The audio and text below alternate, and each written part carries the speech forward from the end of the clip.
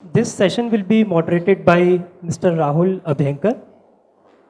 Mr. Rahul Abhenkar is the co-founder of Institute of Product Leadership, and he is on a dream run to pursue his dream of impacting and creating 10,000 product leaders from India.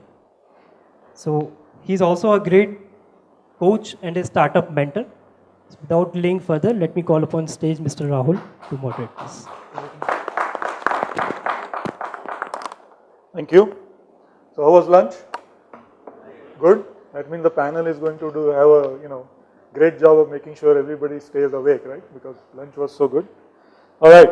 So I think we've had some great conversations in the morning. So my pleasure to introduce an awesome lineup of speakers, panelists.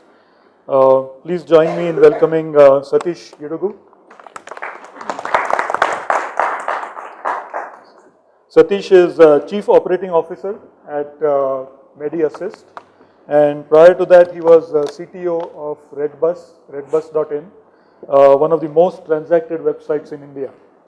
So very happy to have you here, Satish. Next we have Uday Prabhu. Thanks, Uday. Uday is General Manager and Head of Product Management at Bosch. He's also the GM for Internet of Things, which is kind of the hotbed of innovative activity. And Uday has been a veteran of the industry and has worked and lived in many countries across the world. Is there any country that you particularly enjoyed? To be patriotic, I enjoy working here. Okay, that's a good answer. All right. Let me also invite Sundar Nagarajan. Sundar is a director at NetApp, and he drives innovation in the Data Fabric group, alumnus of IIT Madras, or should I say Chennai? IIT Madras. IIT Madras? Okay. Because that's how the alumni... No. Madras is part of the name of the institute. It's IIT Madras at Chennai. IIT Madras at Chennai. Good. And he's also an advisor to many IEEE working committees and groups on computing. So thank you, sir. Great to have you. And last but not the least, Vinay Dabolkar. Thanks, Vinay. Vinay is an independent consultant over the last 9 years. He has helped several organizations in various sectors from IT, technology, retail, manufacturing, NGOs, in driving their innovation initiatives. So wealth of experience. Vinay is also the co-author of probably one of the best-selling books on innovation in India, 8 Steps to Innovation, and it was the fastest to go to second and third reprint, right? So that's not an insignificant achievement. He's very modest about it. But he's also been a faculty at IPL and IIM Bangalore. So great lineup of speakers, and once again, let's give them a warm welcome.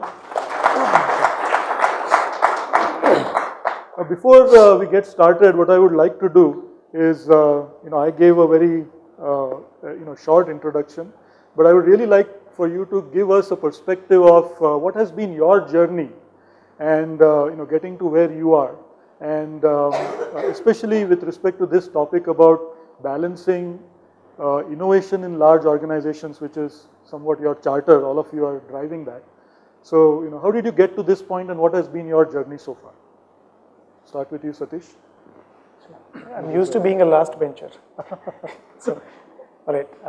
Good afternoon, everyone. So I started as a software engineer way back in '98. So I studied how to build ships, a course called Naval Architecture from the same institute that SN went to. I graduated in '98. There were no jobs, and staying back in India was a problem. I decided to stay back in India. So I joined a technology company called Mahindra British Telecom, which is now called Tech Mahindra. Spent a year. Then I worked with a company called Intergraph, built some CAD/CAM products that helped design ships. Then I went to a startup called Yasu, which stood for yet another startup. So that's how the name Yasu happened. So we were building rule engines, business rule engines. So we built that. We managed to show up on Gartner, Forrester, for a couple of years. And then we got acquired by SAP in 2007. So it brought me to Bangalore. And I got into SAP from a 100-member team to a 15,000 engineering team. Then worked on a couple of new 1.0 products. Had the pleasure of creating something new at SAP. Then I was at Redbus. And Redbus happened by fluke. I knew the guys. They weren't finding a guy and I wasn't finding a job. Right? So, and then both of us met one day and then said, why don't we do something together? So I ended up at Redbus in 2011. So then I had the pleasure of seeing the company grow almost 8 or 9 times over in the 2.5 years that we were there. So that was a very interesting challenge because every day, that was one of those companies where you do 20 production releases every day, right? So did that. Then we got acquired, again, right? So then I decided to do something more meaningful than go back and do, sell some soaps and TVs online. So I chose healthcare. I also needed a long runway where I could retire, right? Healthcare seemed like the most broken of the spaces. So I picked healthcare, and especially the healthcare benefits delivery, where there's hardly any technology, right? Even today, people wait for 3 hours, 4 hours at the hospitals to get an insurance approval, a bunch of those inefficiencies that exist. And so joined MediAssist, which is a leader in this space, and then, there my charter is again trying to change the way the whole industry works in terms of delivering healthcare benefits. Nice. I think it's been very interesting experiences, and I'll share, over the course, in infusing technology into what is fundamentally a pen and paper process across the country. Very encouraging, very fulfilling personally. So that's where I am today. Great. Thank you. Uday? Yeah, thanks. So, I'm Uday Prabhu. Following the same storyline, I graduated way back in 91, 92. My first job was in a garage which promised to pay $500 a month, and I got paid after 3 months with some little bit of cuts added to it. Then after around 3 such small garages, had a startup which grew very rapidly. We were developing products for the machine tool industry, so ran that for around 3.5 years. And then we started squabbling about what to do, and then I ended up in Bosch. Was there for around 4.5 years. So that was my first tryst with an MNC, where you have a huge legacy, 125 years company, and you're trying to, by nature I'm very restless, I can't work with standard things, I need to do something. So started doing something, I got scolded, rapped on the knuckles and asked to do my job. So I started running submarine projects. So I love submarine projects. And one of the projects went on to make it big time in Bosch. So, but still submarine projects are not officially encouraged. Then decided to look at the other side of the world, joined Infosys, was there for 10 years. Again, tried to do something in Infosys, is much harder because it is a services company, and I got rapped on my knuckles more than in Bosch. So then came back to Bosch in 2010, and I'm in Bosch now, and now I rap knuckles of others. So it's been a great journey. Now I have, by virtue of having done some products, I have my own fund, I can drive my own product management thing. Still a struggle fighting against existing legacy, mostly fighting for funds and sales attention. But it's been a great journey. So looking to create newer things with newer technologies right now. So I guess one thing we all took away is the next time we meet Uday, we are all going to keep our hands at our backs and talk, right? Because he's like mastered the art of cracking knuckles there. Yeah, you can call me SN, that's what most people call me. But if you want to call me by first name, it is Nagarajan. It happens on the second part of my name. Okay. Now, I have been in IT all my life. And I have a very unique legacy that I started programming with the oldest computer in 1979. This computer was launched by IBM in 1958, and I used it in 1979 to do my BTech project. Okay. And from there today I'm writing Rust IPA code, so that way I've been staying hands-on all my life. Okay. So that's a simple summary about my career. Now the kind of journeys, I did MSB research from IIT Madras. MSB research means you don't get a degree from a faculty, you get your degree on your thesis. So I worked on the intersection of power systems and computer architecture and computer graphics. That's basically the area I was working on. Started my career in Wipro, and whenever people tell me that Wipro should do products, I tell them that Wipro started doing products. Okay, so we belong to that time of Wipro. And after my 32 years of experience through multiple MNCs, multiple companies, I'm very happy to say that the time I spent in Wipro those days were the greatest place to work. Okay, so it's with pride I can say that. Because it had the entrepreneurial culture. And when I started in Wipro, we did the first 286 motherboard for Intel in the world. We did the first 386 motherboard for Intel in the world. We did the first port of operating system like Unix on some of these new processors like 860, first time in the world. So this happened out of India. Okay, so anybody says that we have not done great work in India in those days, we did. So this was a period between 1980s, the early 80s, to the about middle of 90s is the period I'm talking about, right? So come 1989, 1990, India went through a major economic slump, which many of you may not know, and the country was in such a trouble that we had to go and pledge gold. It was in such a situation, and we got into the liberalization path. So when IT got into the liberalization path, in fact, when I talk about Wipro, I shouldn't credit any less HCL or any other competitors of ours. Each of us took different paths. Wipro believed in building full systems, focusing on operating systems and compilers, whereas PSA Data Systems said our job is to build the processor. So PSA was one of the first companies in India to build a complete bitalized processor out of India. Okay. And similarly, HCL also had their own shares. They were the earliest ones to play on multiprocessor architectures. Right? They had a full multiprocessor operating system, all innovated in India. Now in the 90s, the market opened up and many of these companies were worrying what to do. In fact, we were all part of that. We had interesting meetings inside Wipro. Now that Sun is going to be our competitor, Acer is going to be our competitor, what do we have a chance and how do we succeed? So at that point of time, we had this great relationship with Intel, great relationship with Tandem, and I had the unique opportunity to be in Wipro and receive the outsourcing from Tandem, and later be part of HP and manage that outsourcing from HP. So it was some interesting journey. But in any case, so the way Wipro at that time saw their career was we should probably become a services organization which makes lab on hire. And they coined a term called global R&D. So that was the idea. And Wipro transformed itself into the services company that you know today. So they had two parts to Wipro. There's one part called Wipro Systems, other part called Wipro Information Technology Limited. So we were all the systems guys really. We were the ones who wrote operating systems and compilers and all that, which was called the Information Technology Limited. But Wipro Systems was actually the ones who did applications. So you can see how much of confusion existed in the world in those days with terminologies. So Wipro Systems was one of the first in the world to build something like Microsoft's Office suite for Microsoft DOS. Okay. They also copied Lisa, just like Microsoft did. And they had a Word, Excel, all of that out of India. Okay. And they had a project management product, again, completely innovated out of India. And these companies came together, now it's the Wipro Technologies that you know, and the services company.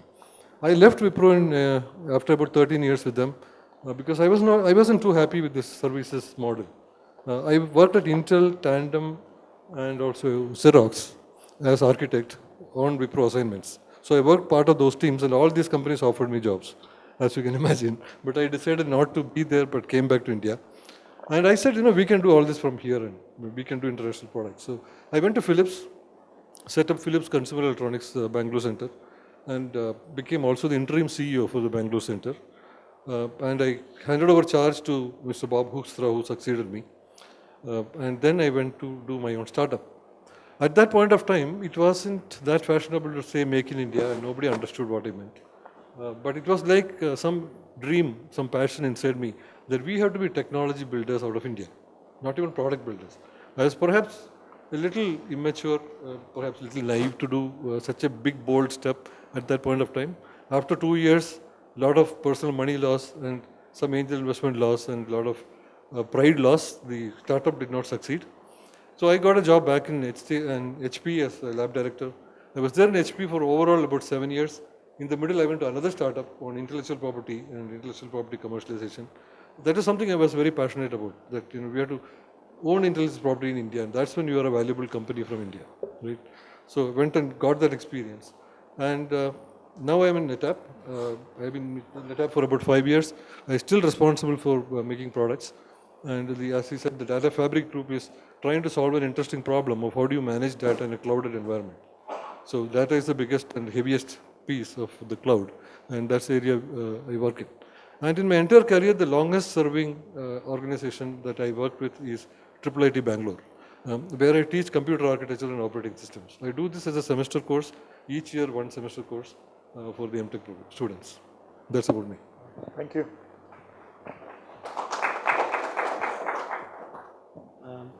Hi. I'll focus on a couple of shifts in my career. After doing my PhD, I started my job in US in Motorola in a PowerPC alliance between Motorola and IBM. That was just the time when Steve Jobs was back and PowerPC was the only processor supplying Mac. In 2 years' time, I shifted back to Bangalore, and in Bangalore since then, and worked in a company for 8 years called Sasken, which took some inspiration from what SN mentioned, making products from India. And I remember 99, 2000, I was part of an engineering team which was making WCDMA, which is 3G protocol stacks. Yeah, layer 2, layer 3, all that, there's a stack there. So I think 3G was launched in India, I don't know, maybe a few years back now. So it maybe takes 10 years on the technology, yeah. But I guess I took about 10 years after my PhD to realize that technology is not my passion. So I tell my son, he says, okay, what should I do? So boss, I take so much time, you at least do better than me. So then I realized that, that's the time I quit my job, and 2006, and started figuring out what to do. So my wife used to come back, she was a teacher, and she used to ask me, did you go out today? So, but anyway, so I was just lucky I got my first kind of engagements related to technical leadership development. In fact, I met somebody today who was in one of the workshops I did in '97 on technical leadership. And I should do that, and this is the second shift I'm talking about. One of the piece was innovation. There's some 4 or 5 things we used to talk about, the technical leaders, one of them was. And people used to say, well, this is what I liked. So then I realized maybe that's what people want to know more about, and slowly started focusing on innovation as an area. That was in 2008. Then I collaborated with Rishikesh Krishnan, who was a professor in IMB that time. Now he's a director of IIM Indore. So I guess that's how the shift happened. And now I'm seeing maybe perhaps a similar shift is happening where one of the managers in my workshop, she asked me, she was going home, and she went home. This was about creative, why we are not creative was a topic. And she said, I went home and instead of the key, I used your badge and swiped it at my door. That's when I realized that actually, no, I've come here and not in office. And somebody asked me the same question. After an hour of drive, I'm driving from office, and I'm still in the office. How do you expect me to be creative?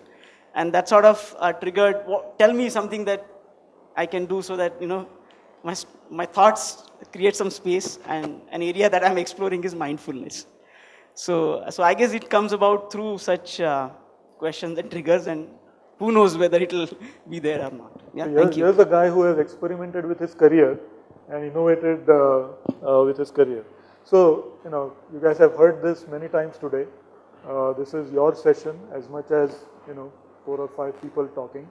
So please make this interactive, question, debate, discuss, whatever comes to your mind, all right? So I guess, recently I read a book by Jeffrey Moore. He has a new book out called Zone to Win.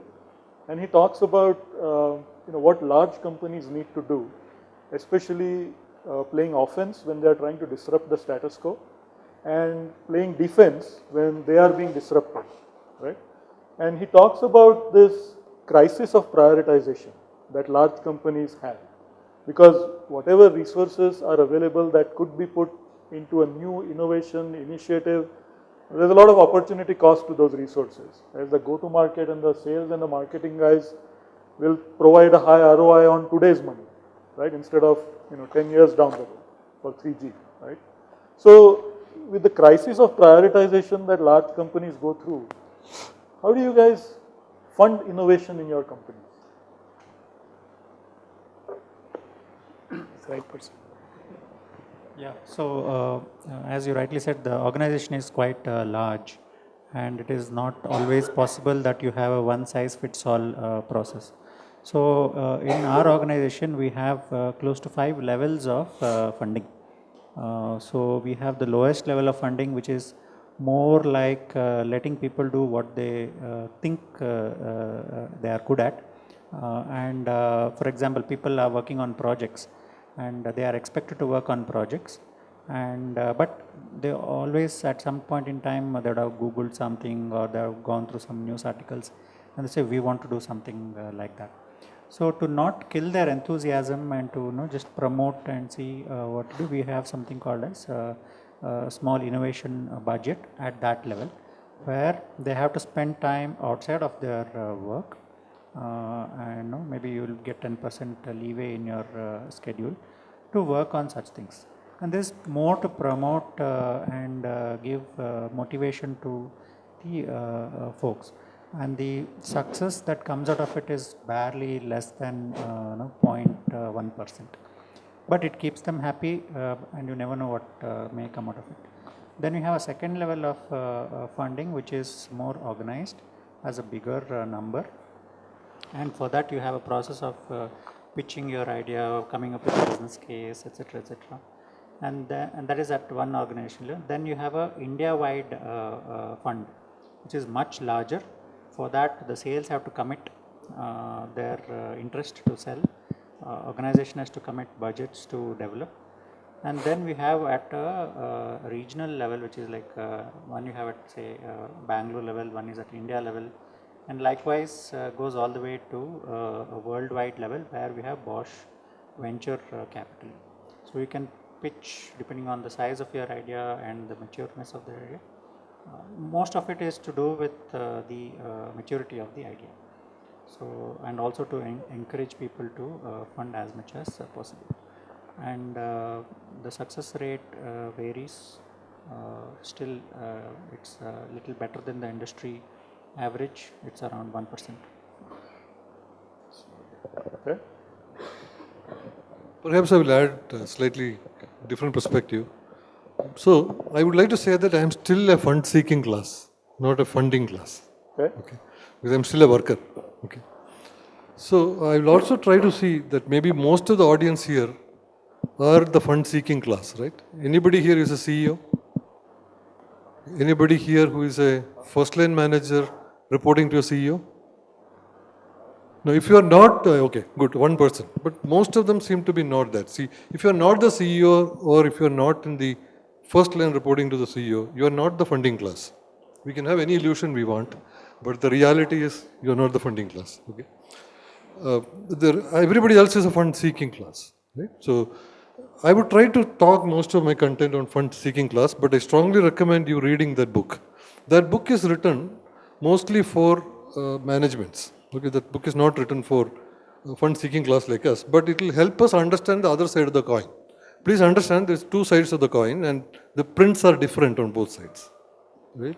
So when you want to be successful inside an organization, you have to understand the other side of the coin well, because you are on this side. So all the Jeffrey Moore books have been fantastic for anybody who want to be in this, and he probably is the biggest thought leader in product development. So this is his latest book, and the previous books like Escape Velocity is more appropriate for you to understand for if you are trying to get new businesses funded. Okay. So the basic philosophy is pretty simple. I want to make one statement. which is a deep statement, but you want to think about it. Entrepreneurship is simpler than intrapreneurship. Okay, for the person who is the entrepreneur. Okay, why I'm saying this is we have a feeling that entrepreneurship is easier. It's not. Entrepreneurship is even easier than intrapreneurship, because intrapreneurship has to be in a context, and your context is reasonably limited context, and you should be able to win with your idea in that context, right? And also the innovation changes depending on how the nature of your business is. If your business is a thriving business, by thriving business what I mean is the business is making enough revenues, it is making enough profits to pay the all the costs and also support the investors' returns, and then some little money is left to do innovation. Then the culture and the atmosphere in the company will be one kind. Whereas on the other side, if the company is losing revenue, it is declining in revenue, and you are trying to innovate in that company, it will be a different climate. So you must know in which climate are you in, and what is that the management is looking for, and what that can be understood by their management communications. They are looking for innovation in which area. So broadly, innovation falls into three categories. One, completely new product that you are innovating. You have an idea that we should do this. The second is there is already an existing product, and you would like to have an idea where the product becomes much, much faster in growth. It is attacking new markets and so on. So you can help the product go to the growth phase. The third phase is where the revenues are down. The company is really looking for how to survive and go forward. You need to have a different kind of innovation. Broadly, I would call this as product innovation, growth innovation, and optimization innovation.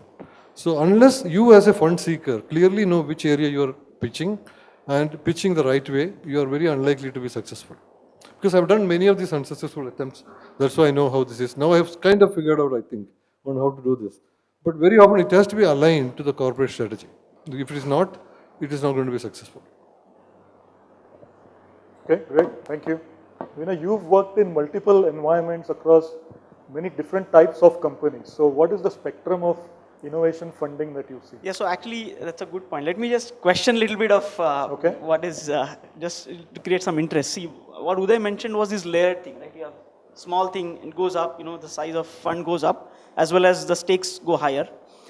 And then what SN questioned was, you are either a fund seeker or you're a fund sponsorer. Let me question that a little bit.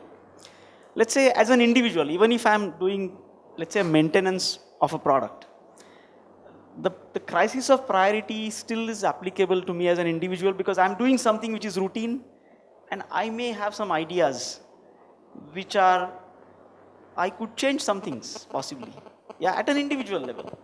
Now I would still have to resolve, because my status report is primarily counting on the bugs that the maintenance that I'm doing.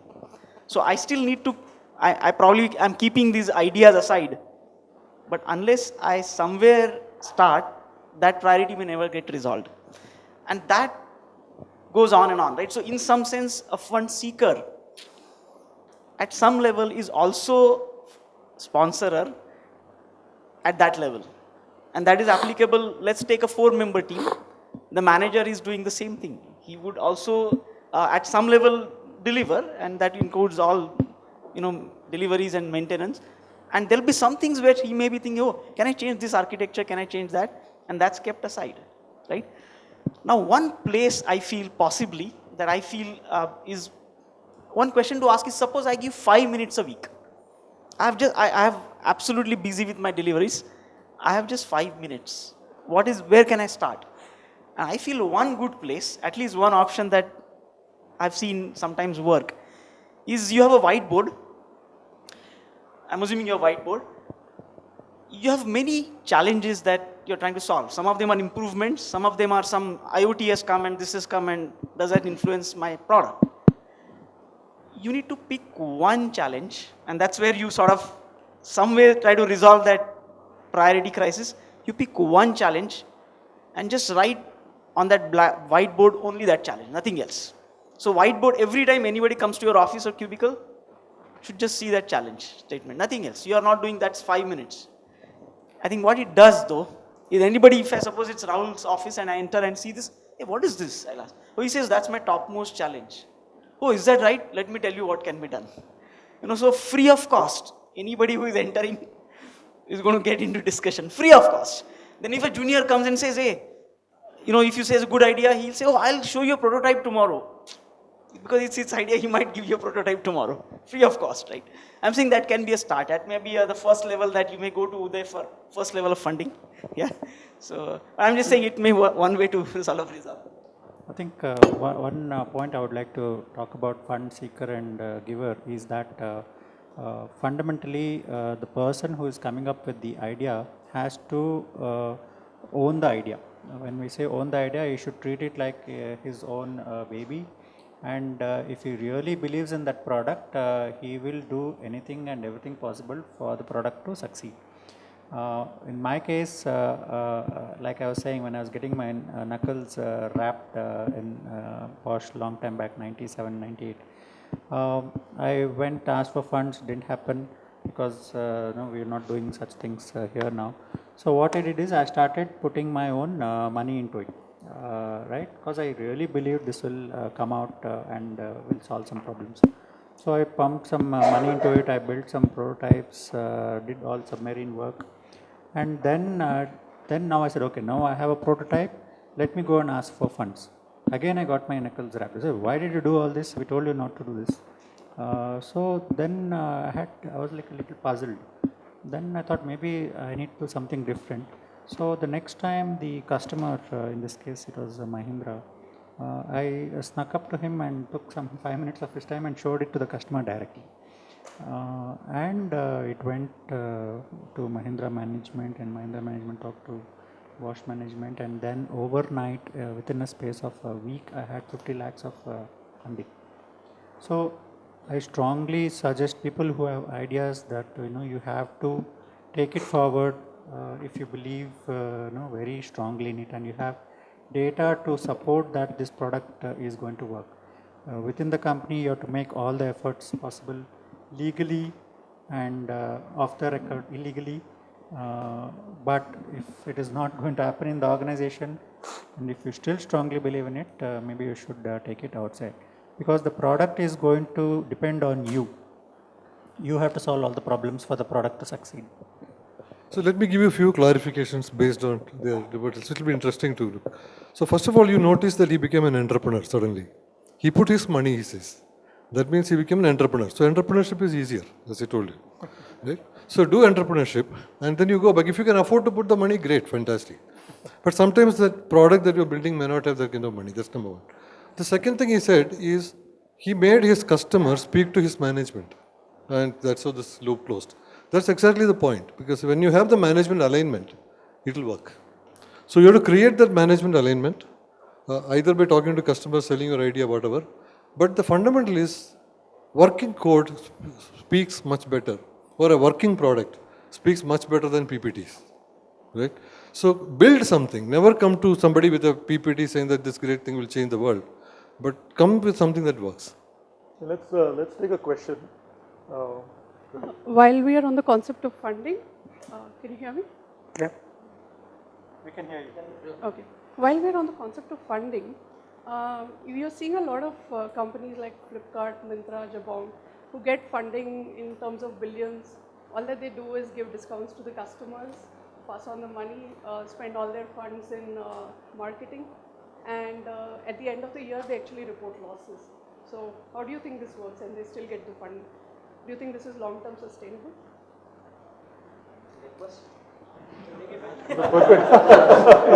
we didn't make that kind of losses. We actually broke even just before we got acquired. So, listen, somebody is still funding this. So no, I think, I don't think Amazon turned in profits for quite a few years after it started, right? I think there are some business models, either that are inherently capital intensive, like you build a factory, let's say you decided to produce a cochlear implant at 1/10 the cost that you actually procure from the US. It's going to require that kind of a capital investment and outlay for years together for you to even get to the first product, do the test, and get the approvals that are required for you to put something inside somebody's head, right? And similarly, there are business models which largely it makes sense at a certain scale, right? And Flipkart still needs the data center, right? even if they don't have discounts, if they're down even for 1 second, you're not going to go back to them, right? So the investments, what is very obvious to you is the discount, right? What is obvious to you is the discount. What is not obvious to you is the whole warehousing technology, the whole just-in-time, inventory management, to optimizations in the website, to handling traffic to data centers, to curation of products that they think they can get, right? Suddenly, somewhere some toy that's made in some remote Tamil Nadu is available here for you, which you probably didn't even know that it was possible, right? And it also creates a whole large network, right? And at some point for it to start making economic sense, and it will someday, right? And it has to have a certain scale, and it has to have a certain part of the network operating, both on the consumer side and the provider side. And it's then largely the question of belief of the founders and the investors saying, I think I can see light at the end of the tunnel, right? But Satish, there is an interesting perspective to that question, which is the venture community is willing to make these big bets, and large companies are gun shy of making these big bets. Yes and no, right? I think we have 2 or 3 examples just here itself. In some context or the other, somebody was willing to make a bet in create a product, right? And Amazon Web Services today contributes a significant amount of Amazon's revenues and profits today, even compared to the core business. Amazon did not start off as a cloud computing business, right? Amazon started off as an online, pretty much a books and a grocery store, right? And for somebody to believe and have this kind of a vision 6 or 7 years ago, that there is a cloud computing opportunity and it will become a multi-billion-dollar business and you want to be the leader, right, is a big bet a company takes, right? But it's a question of a culture of the organization. I think it boils down to the culture of the organization. And just like how as retail investors, some of us are risk averse, some of us are high risk, some of us don't do anything, just put in FD and hope that the inflation does not net it off, right? I think each company has a culture. Sure. I think good or bad, right? I think there are certain companies, and not just the individuals, who are willing to make those bets. I think, and they're also as restless as some of these guys here are, right? And trying to create something. So then it boils down to having that, right place, vision, and like they say, commitment of a certain funding. Have the patience to wait, knowing that the results will take some time to come. In case of an Amazon, it was 10 years. Yeah. Even the core business, right? So I want to go back let me to react to that from a different angle also. Okay. See, in fact, what I would urge you to do is to, if you're really keen to understand the answer for your question, you must understand how venture capital industry works. Okay, because it's very important for you to understand. Because they have a certain way of investing, which is different from the way companies invest. So that's something you have to understand. Let me not take too much of a bandwidth now talking about it. But in simple terms, I will quote Warren Buffett. He made a statement in fact, not exactly Warren Buffett, it's a statement his guru made, which Benjamin Graham, which he inherited. It says, the market behaves like a voting machine in the short term and weighing machine in the long term. That's what he meant. So basically what it means is short-term investments are based on sentiments, and like he says, the trust in the vision, the trust in the entrepreneur, trust in the opportunity and so on. Whereas long-term, it becomes earnings per share. Right? So very established models of assessing companies and valuing. So these companies get this high investments primarily because they are creating a new category of business. That category of business did not exist before.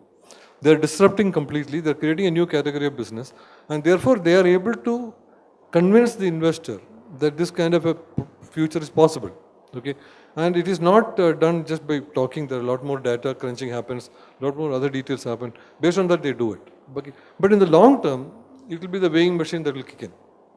Because all these, you're saying that they're paying more money to marketing to make something happen. If that was not the right thing to do, in the long term, they will not have that kind of demand generation that they were looking for. So some of those results will show up in the later term. And that is why VC business is a risky business. Venture capitalists make maybe 10 investments, one may succeed like a unicorn, many of the others may not. So there's always that risk. So it's a risk hedging technique which they use for that kind of investments. Whereas in companies, there are a few companies I can quote which do long-term investments. Even they are stopping to do that now. These are companies like IBM, HP and so on in the IT industry, who look 5 years to 10 years ahead and try to make investments for that kind of research. But that is a completely different fund that they use to fund that kind of research, where the entire area is completely new and completely explorative. Whereas most of the time, companies like what he was mentioning, make those kind of product investments on a new category with a vision of 2 to 5 years. 1 to 2 years is your current product, 2 to 5 years is where you're creating a new business. So they will do that. Beyond 5 years, they will not even look at it. So that's the way companies fund. So these are completely different models of funding. I want to pick up on two important words that came up in the earlier conversation. Uday, you talked about ideas, and Vinay, you talked about challenge. So when companies are measuring their innovation efforts, initiatives, is it better to measure ideas or better to measure challenges?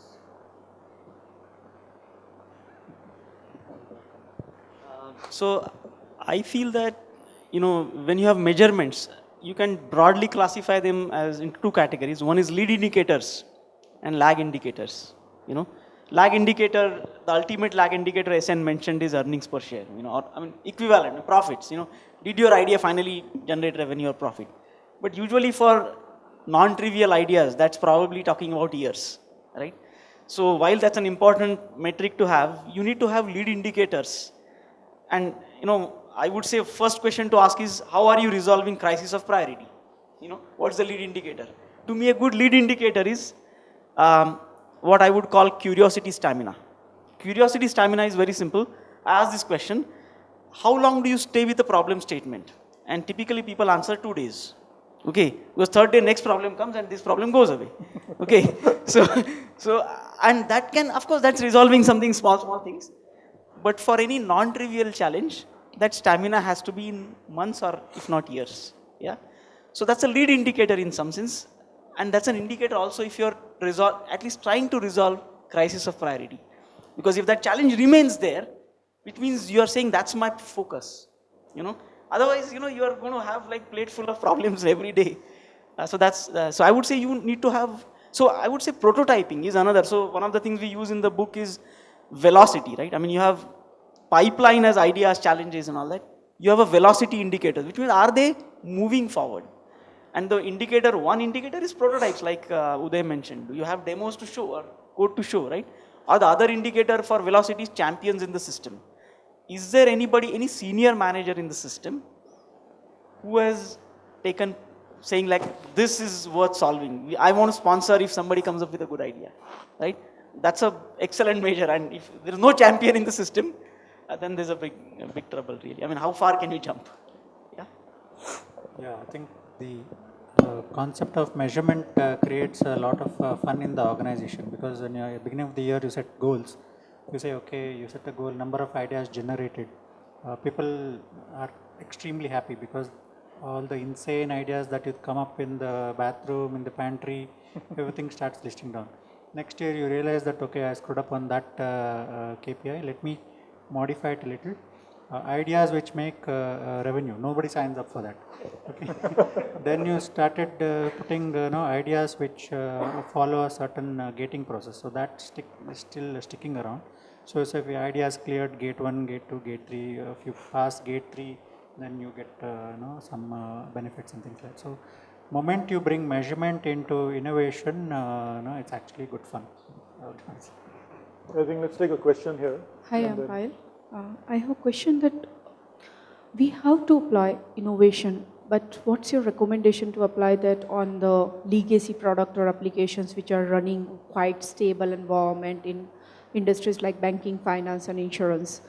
There is a need of innovation. Definitely organization also realizes that the old ages related platforms, infrastructure, which was, let's say, on the SOAP, now I need to go to the rest. I want to move from the current infrastructure to save cost to the private cloud. And that also arises the need of going with the mature tools on continuous integration, optimizing your process of execution in the delivery, the way you really deliver the products release by release and all. But when you apply the innovation, okay, it is not just in terms of features to your products. It comes with a bundle of these challenges, as you mentioned, also along with the substantial cost, new recruitment, tools, methodology, and entire thing as a bundling need to be started. It's not a trade-off where I can just apply one thing each. That is a complete thread which has to go across organization, and it may not be measured like department by department also. So how do you recommend taking this for those enterprises going with this old legacy products, which are very challenging to disrupt because that is already generating millions of revenue, but you have to generate the business on the more customers with the more revenue in the future, and you have to compete with the new technologies also, which are rising and changing on the daily basis.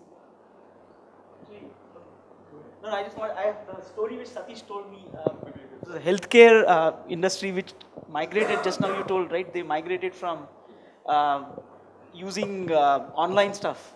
Huge change for a legacy thing to change. Maybe that story is... See, I think it's necessity is the mother of everything, right? See, you can be a number one today. Sorry, it's slightly orthogonal to your question, but number one is not a given. You have to earn every day. Otherwise, you would still be using the Nokia bricks and using the Bajaj scooters that you lean on one side. And all of us would be driving ambassadors today, right? All of us would be doing the same thing. And if you take something as simple as finding a cab, you wanted to go from MG Road to Dairy Circle. 10 years ago, all you could do was stand on the road and hope that a cab would pass by. Then the next evolution came where you noted down the number of the driver and then you called the driver to see if he's still around. But you still had to stand on the road. Then the next evolution came where you collected 3-4 numbers on your own. Then the nirvanas came when Yellow Pages came, where somebody did all the collection of the numbers where you could call the cab, right? Then came, you could call someone who called 10 of those numbers and then found a cab for you, right? Then you called someone who used technology to find one of those 10 cabs for you. Then came Uber, where you started talking to the cab and not to the driver anymore, right? In all these evolutions, the fundamental problem remained that I have to go from MG Road to Dairy Circle. That has never changed, right? But all of us, when we build technology, and depending on the evolution or the stage of the industry, largely we focus on connecting consumer provider and hoping that they'll figure out the service parameters and then, you don't have to do anything. However, when you look at Uber, the difference between Meru and Uber, in Uber you're talking to the cab and saying, I'm here, right? Come pick me up, I need to go to Dairy Circle. You're not worried about who the driver is, you're not worried about the quality of the cab, you take everything for granted, right? Now that's disruption, right? Depending on who gets the idea first. If Meru has got this idea and they moved to Uber, they would have been the disruptor, right? If somebody else has got the idea, they're called a startup, right? I mean, the difference is that. But the important point is, I think every organization will be extinct in a finite amount of time, like people, like all of us here, right? I think it's about the organization figuring out, saying, am I going to be relevant? How do I grow, right? How do I get there? I think once you have some reasonable understanding of what you want to be, everything else, my belief is, falls in line. Because the reason is that we start with innovation without knowing where we want to get to. I think that's one way of looking at saying, throw stones and maybe one of them will become a unicorn, right? The other thing is saying, innovation doesn't have to be that I will do something completely different, right? Innovation could be a 2.0 of the industry or a 3.0 of the industry or a 4.0 of the industry. So as long as I think the biggest blocker for most organizations for survival and thing is, can they foresee? Do they have collectively enough context of the industry, as a leadership team, as a context? Can they actually see where we are headed, right? Just the way we take a 10th grade student today and then visualize them as an engineer or a doctor and then start molding them, right? It may or may not work. But if the companies, the organizations don't have that thought process, then it is too much of a trial and error. And I think, with all due respect for all the funding and everything else that happens, there's too much of a trial and error, and hope that one of those projects will succeed and then actually give you returns. But if that survival itself is the necessity, right? I think that's the approach at least we've taken at MediAssist, where from everything from a claim being on a pen and paper, today 60% of our cashless admissions happen online. Right? It used to be 100% fax 2 years ago. It's not that there's no appetite in the industry, right? So once you decide that You want to be the Uber of healthcare industry. Right? Today we actually make booking of cashless possible on a mobile phone. You can book on your phone, walk into the hospital on the day of admission, just show the OTP and done. You don't do anything else. You don't do papers, you don't do filling up. But nobody forced us to do it. There was no necessity. The industry is defined as it's a pen and paper. For the next 6 years also it would remain. But there will come one US-based startup or one of these three guys' brainchild, right? And then suddenly everything will become a mobile-based cashless, right? And then I'm extinct. Yeah, there have been innovations in legacy products and technologies. Let's take airlines, right? I mean, the whole aspect of checking in. Correct.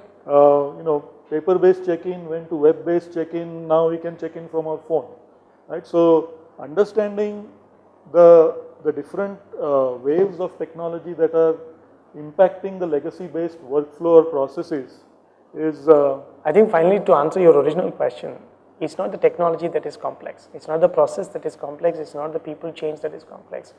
It's actually knowing what to change and why you want to change, I think is fundamentally the reason why you would get there or not get there. And I think all of us as individuals have enough in us to figure out the path once we can see that light at the end of the tunnel. At least that's my personal belief. Let's go to one more question in the back there. I want to also respond to one more aspect. So they very nicely answered a good part of it. But specifically to answer your question on I am working on a legacy product, how exactly should I direct my innovation?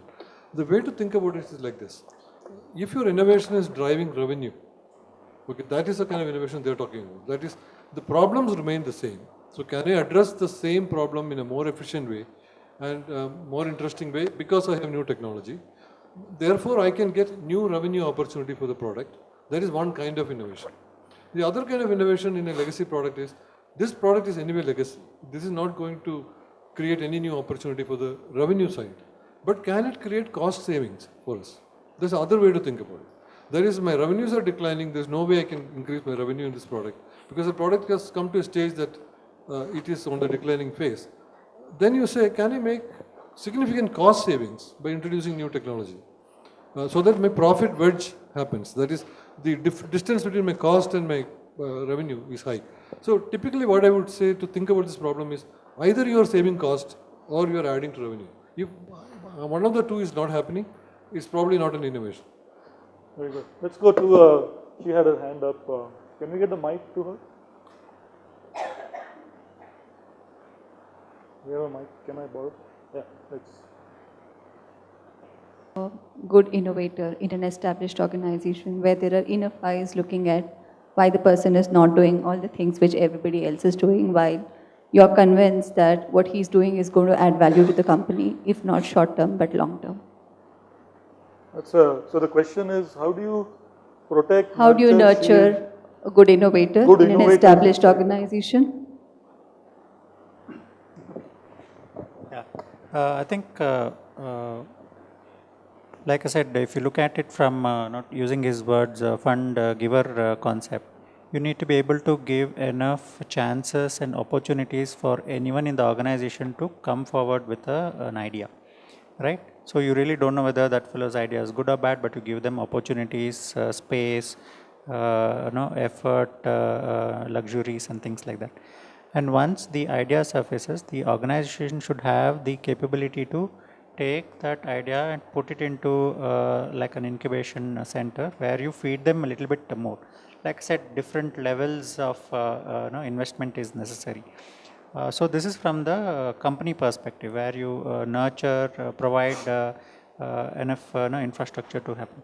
But from the other side also, the innovator has to put his skin in the game, right? It need not be that, okay, I'm fed up with doing my daily work. Let me say I have an idea and I'll get some space and try to leverage. You can do it once, you can do it twice. Third time, you'll probably be asked to go and do your regular job. So it works both ways, and it's a game that has to be played between the fund giver and the seeker to get like a game. Always go to the next level by clearing it successfully. Thanks. Let's take one final question here. Everything is getting a mobile based things. All are trying to have the mobile app for themselves. So with this and the rapid innovation is keep on going thing. So is this the legacy product concept of this thing is going to get extinct? Because the customer stickiness is also a challenge. Anyone can just for a even moment he thinks he can wipe it off you from your this thing. So having the consistent mind share of somebody, can we really can make a mobile based product which can last long and really can have the status of called as a legacy product which people using year on years. Is it possible, or it is like you have to keep running and keep innovating and just to be in the top 10 list of the store, app store? I think I'll answer this in 2030, I think. I will have the answer in 2030. See, the only thing I can suggest here is, if you really look at the modern business, it is characterized by speed and disruption. These are the two things which are characteristic of the modern business. Legacy products are used for a long time. Don't think that legacy products are not used. There are several products I can quote which have lived many, many years, far beyond the point the product has been end of life with the company. Because the product is still in the market, contributing to the bottom line in a very effective way. There are many, many such products. But the point is whether it is disrupted by something else, which is much cheaper, and how easy for the customer to adopt it. Right? So that's what it will be determined based on that. Right? But if you see by the history, you will see the disruption speed is increasing. Great. So thank you very much. I'm going to kind of summarize the takeaways and let's see if my takeaways match with your takeaways. So some of the things that you said, Uday, levels of funding and the stake and the size of the funding goes successively higher. And that somewhat ties to the readiness of the idea to be invested in, right? So that's an important understanding. I think, Nagarajan, you talked about sort of product innovation, growth innovation, and optimization innovation. So where does it fall? And then with respect to legacy products, is it a revenue impacting innovation or a cost reduction innovation? And the whiteboard challenge, so everybody has a whiteboard in the office. You got to put a challenge statement up there, right? And one that lasts longer than 2 days, right? Stays longer than 2 days, all right? And then necessity is the mother of invention. So we got to really figure out what is it that we want to do and why we want to do it. Make sense? So let's give a big round of applause. And this is obviously a topic that we can't cover in just 1 hour. So feel free to grab any of them and pick their brains outside this room. So thanks again. Thanks a lot for taking the time. And, Thank you. Thank you, Rahul. Thank you, panelists. Definitely this was very, very interactive session and it wouldn't have been feasible without you guys. So now is the time to announce the winner for the best question asked. So the first question I think that has been lingering around in our mind for quite some time, like the startups get a lot of funds and then they give discount. So that was quite very, very interesting. I would love to please call upon the stage. So actually you get an autographed copy because Vinay is right here. Right. So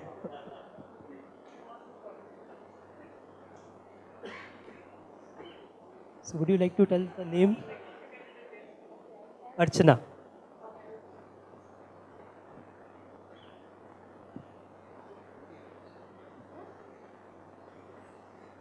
Can we have a big round of applause for Archana? Thank you. And I think the legacy, how to innovate the legacy products is also very, very interesting. So I would like to call upon Ms. Yeah.